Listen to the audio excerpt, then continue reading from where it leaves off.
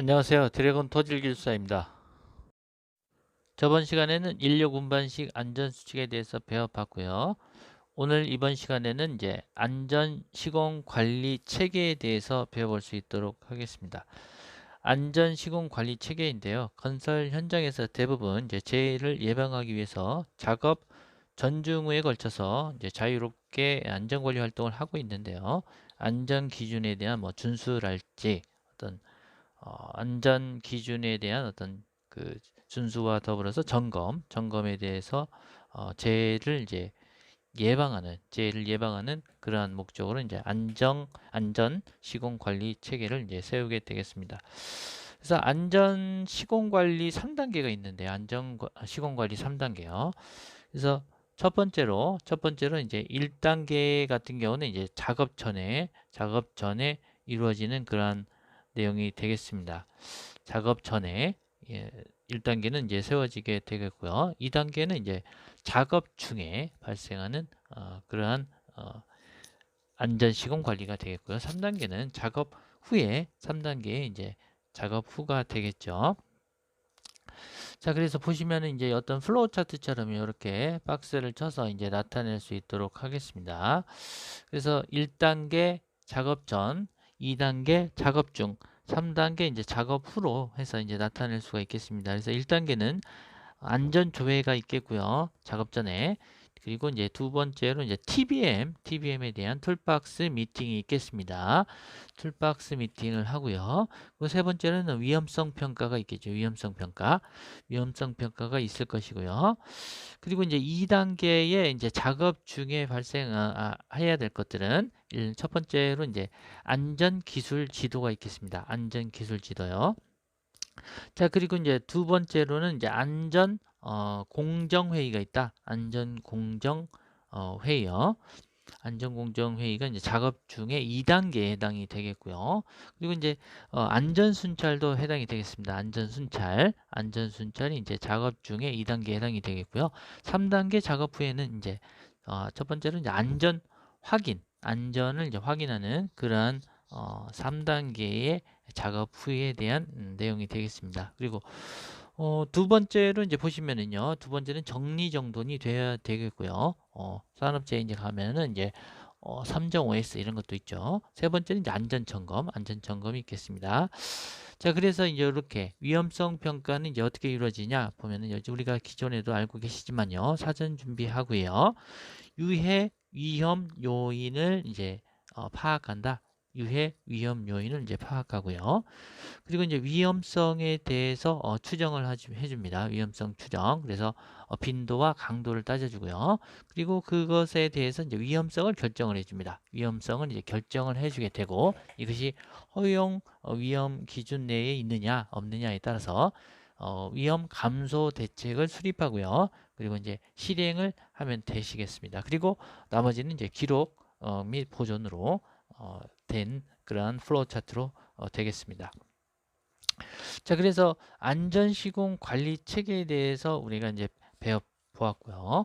그리고 이제 더 중요한 것들이 있다면 요거는 이제 일단 지우고요. 일단 지우고 가장 또 중요한 부분이 있다고 한다면 거푸집 동반이 위험성 평가표나 이런 것들도 있겠지만은 이제는 안전심리 5대 요소 이런 것들에 대해서 이제 배워볼 수 있도록 하겠습니다. 거푸집 동반이 위험성 평가는 여러분들께서 많이 알고 계시는 부분이고요. 위험성 평가에 대한 플로우 차트대로 해주시면 되겠고 안전심리 5대 요소가 이제 어떤 것들이 있느냐 보면은 이제 감정, 동기, 습관, 습성, 기질 이렇게 이제 5가지로 되어 있습니다. 안전심리 5대 요소는요. 그래서 제어가 가능하지 않느냐, 불가능하냐 이거에 따라서 달라지게 되겠는데요. 감정하고 동기가 이제 개인이 갖는 그러한 부분 중에서 제어가 가능한 부분이 되겠고요. 습관, 습성, 기질 이런 부분은 이제 제어가 불가능해서 영향을 이제 많이 주게 되는 그러한 부분이 되겠습니다. 그래서 제어가 불가능하다. 습관, 습성, 기질이요. 그래서 감동, 습습기로 이렇게 이제 외워 주시면 되겠는데 인간의 행동 메커니즘 중에 K11의 이제 행동 법칙, K11의 인간의 행동 법칙이 있습니다. 그래서 B는 F 곱하기 P 곱하기 2로 나타내게 되겠고요. 여기서 이제 좀 잘못 써져서 다시 지우고 이제 P 곱하기 2로 다시 적겠습니다. 자, 그래서 이제 B는 인간의 행동이 되겠고요. F는 이제 함수 관계에 대한 부분, 그리고 P는 어떤 인적 관계, 인적 요인, 그런 부분이 되겠습니다. 그래서 B는 이제 behavior, 행동에 대한 부분이 되겠고요. F는 이제 function이지 않습니까? function. 그렇기 때문에 이제 함수 관계다. 함수 관계에 대한 내용이 되겠고, P는 이제 인적 요인, 인적 요인인데 이제 이게 지능이나 연령이나 성격에 대한 그런 부분이 되겠습니다. 자, 그리고 E는 외적 요인이죠. 외적 요인. 그래서 이제 환경이나 이제 인간관계다. 환경하고 이제 인간관계에 대한 그러한 인간의 행동 메커니즘에 대한 케일 레빈의 행동 법칙에 대해서 이렇게 박스를 쳐주시고 여러분들께서 이제 개념도로서 이제 써주시면 아주 좋은 답안 작성이 될 것 같아요. 그래서 도표로 이용을 해주셔도 좋겠고요. 그래서 어떤 공식적인 부분, 공식은 아니지만요. 공식적인 부분에 이제 박스를 이렇게 쳐주셔서 좀 해주시면 되겠습니다. 이제 지우고요. 자, 그래서 안전심리 5대 요소, 안전심리 5대 요소, 이게 이제 어떤 것들이 아까도 말씀드렸지만 다시 한번 이제 어떤 그 그래프식으로, 그래프가 아니죠. 이제 그림 도해식으로 이제 한번 그려 보시고요. 이렇게. 그래서 감정이 제일 뭐 첫 번째, 그다음에 두 번째 공기, 그다음 습관이 있고 습성이 있고요. 그다음에 이제 기질이 있겠습니다. 기질. 자, 그래서 이제 이것이 이제 제어가 가능하느냐, 제어가 불가능하냐에 따라서 달라지는 내용이 되겠는데요. 감정하고 동기는 이제 제어가 가능하고요. 습성, 기질에 대한 부분은 이제 제어가 불가능한 부분이 되겠습니다. 제어가 불가능하다. 자, 그래서 감정에 대한 부분이요. 감정에 대한 부분은 이제 인간의 희로애락 등에 대한 의식에 대해서 이제 나타낸 부분이 되겠고요. 그 다음에 동기에 대한 부분이요. 사람의 이제 마음을 움직이는 그러한 이제 어떤 원동력이다. 원동력에 대한 부분이 이제 동기에 대한 내용이 되겠고요. 그리고 습관은 어떻습니까? 성장 과정에 대한 어떤 특성이다. 성장 과정을 통한 특성에 대한 내용의 습관이고요. 습성은요. 인간의 행동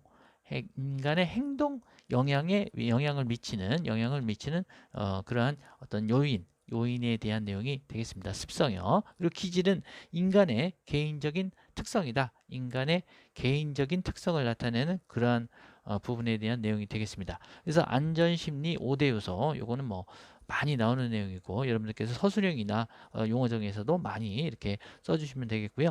제어가 가능하냐 이런 부분에 있어서는 감정 동기는 이제 제어가 가능해야 하기 때문에 동기부여가 이제 필요하다. 동기부여가 필요한 내용이 되겠고요. 제어가 불가능한 부분은 뭐 따로 이제 뭐 없기 때문에 제어가 불가능한 부분은 동기부여에 대한 필요 없는 부분이 되겠죠. 그래서 제어가 가능한 부분은 동기부여가 필요하다. 그래서 감정 동기에 대한 부분, 제어가 불가능한 것은 습관, 습성, 기질에 대한 내용이 되겠습니다. 이 부분에 대해서도 우리가 이제 어떤 안전 대책을 이제 세울 때는 이제 3위 대책을 많이 세우죠. 그래서 인간의 심리에 대한 특성, 또 세 가지가 또 있습니다.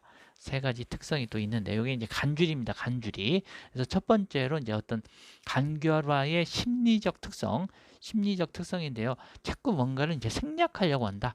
좀 더 이렇게 이제 우회적으로 돌아가지 않고 그냥 다이렉트로 이렇게 넘어서려고 거기에 막혀 있는 부분인데요. 그런 부분하고 리스크 테이킹, 위험을 감수하려고 한다. 계속 객관적인 판단에 대한 부분이 필요한 그런 부분에 있어서 리스크 테이크는 위험을 감수하는 그런 부분, 그리고 주의 일점 집중이요.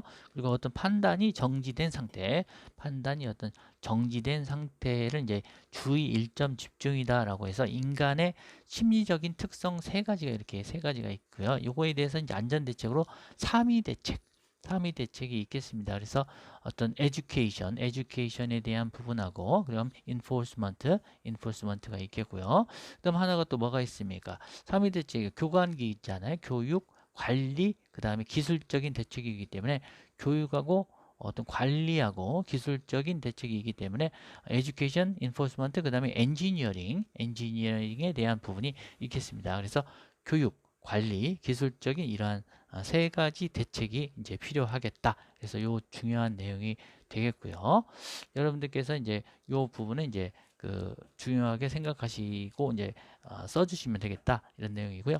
자, 그러면 3위 대책이 나왔습니다. 3위 대책이 나왔다고 한다면 요건 이제 지우고요. 4M 대책에 대해서도 이제 우리가 어떤 알아봐야 될 부분이 있어요. 그래서 불완전한 행동의 어떤 배후 요인 중에서 인적 요인이 있다면 이제 심리적이고 생리적인 요인이 있다면 외적 요인 중에서 4M에 대한 이제 외적 요인이 있습니다. 그래서 인간관계, 그리고 설비적인 요인, 작업적인 요인, 그리고 관리적인 요인의 맨, 머신, 미디어 매니지먼트 이런 부분이 있겠습니다. 그래서 결국은 이제 가정의 어떤 환경의 관계, 가정 환경 관계 있겠고요.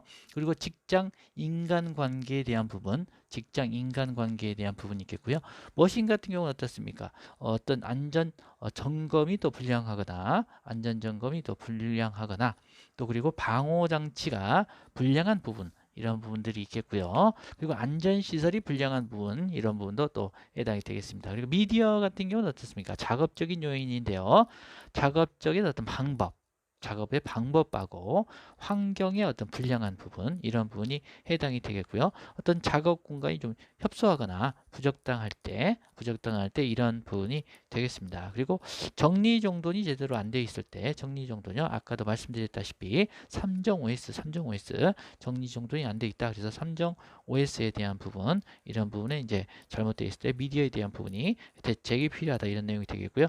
매니지먼트는 어떻습니까? 매니지먼트는 대체적으로 이제 관리적인 요인이기 때문에 안전교육에 대한 부분하고 어떤 감독 지도가 좀 잘 안 됐을 때, 그리고 적정한 이제 배치가 좀 불량이 됐을 때, 이런 부분에 관리적인 요인이 있는데요. 첫 번째는 이제 안전교육이 안 돼 있을 때, 그리고 이제 감독 지도가 좀 불충분하고 잘 안 돼 있을 때, 그리고 적정한 이제 배치가 잘 안 돼 있을 때, 그러면 결국 배치에 대한 관리적인 부분은 이제 고령자에 대한 부분도 우리가 이제 생각할 수 있겠습니다. 이런 부분들은 이제 민첩성이 없기 때문에 고령자분들 민첩성이 없다. 그래서 이제 민첩성에 대한 부분 때문에 어떤 고위험군에 해당될 수가 있고요. 고위험군이죠. 고위험군. 그래서 고위험군에 해당하시는 그러한 그 고령자분에 대해서 어떤 안전, 그리고 이제 보건 대책, 고령자에 대한 안전 보건 조치가 이제 선행이 돼야 되겠다, 이런 내용이 되겠습니다. 그래서 이렇게 이제 4M 대책에 대해서 설명을 좀 드렸고요. 설명을 이제 드렸습니다. 다음 시간에는 가연 운동에 대한 사고 발생 원인에 대해서 배워볼 수 있도록 하겠습니다. 오늘 수고 많으셨고요. 구독, 좋아요, 알림 설정 부탁드리겠습니다. 다음 시간에 뵐 수 있도록 하겠습니다. 감사합니다. 안녕히 계십시오.